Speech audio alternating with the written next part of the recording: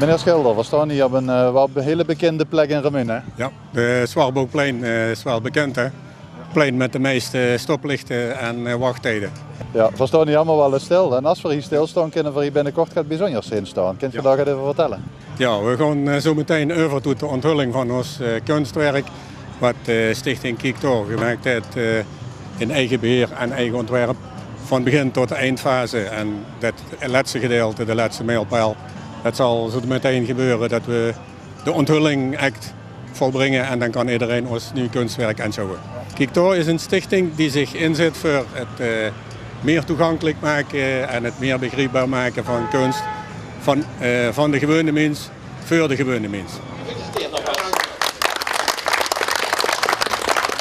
Oké, camera loopt. Oké.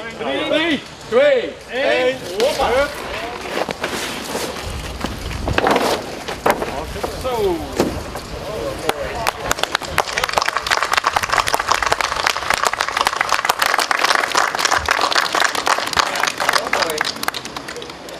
Als mensen of organisaties ook een beeld of iets willen maken, dat ze dan aan ons kunnen vragen hoe de normale regels en de volgorde allemaal gaat.